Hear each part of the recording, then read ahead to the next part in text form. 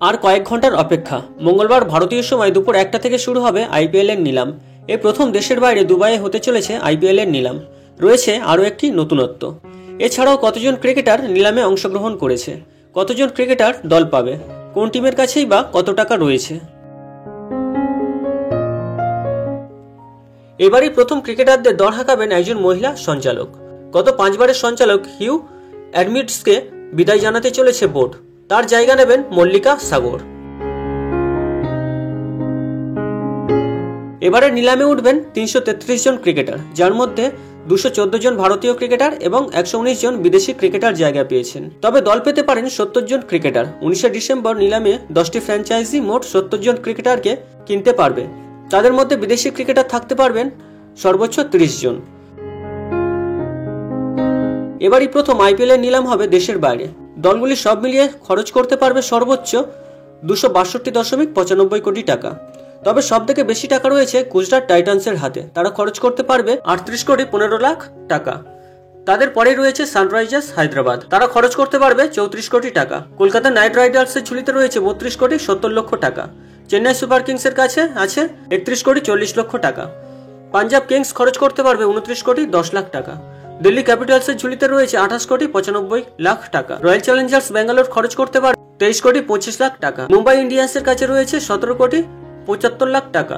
রাজস্থান রয়্যালসের কাছে আছে 14.50 লাখ টাকা। আর সব থেকে কম 13.50 লাখ টাকা খরচ করতে পারবে লখনৌ সুপার জায়ান্টস। অতএব আইপিএল এর নিলামে এই টাকার মধ্যেই দলগুলির কেনাকাটা সেরে ফেলতে হবে। তবে এবারের নিলামে সব থেকে বেশি ক্রিকেটার কিনে নেবে কলকাতা নাইট রাইডার্স।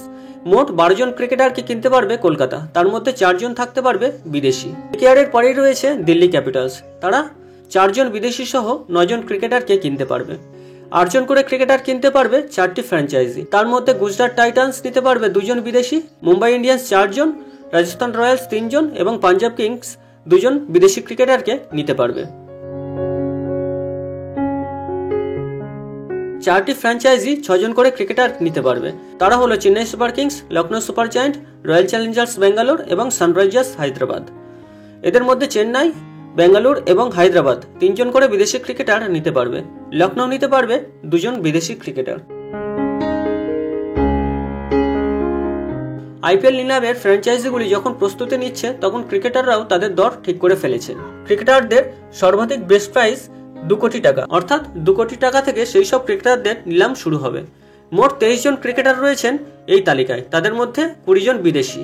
তারা হলেন Harry Brook, Travis Head, Rilee Rossouw, Steven Smith, Gerald Coetzee, Pat Cummins, Chris Woakes, Josh Inglis, Lockie Ferguson, Josh Hazlewood, Mitchell Starc, Mujibur Rahman, Adil Rashid, van der Dussen, James Vince, Sean Abbott, Jamie Overton, David Willey, Ben Duckett ও মুস্তাফিজুর রহমান। 3 জন ভারতীয় ক্রিকেটারের ন্যূনতম মূল্য 2 কোটি টাকা। তারা হলেন হর্ষল প্যাটেল, শার্দুল ঠাকুর ও উমেশ যাদব।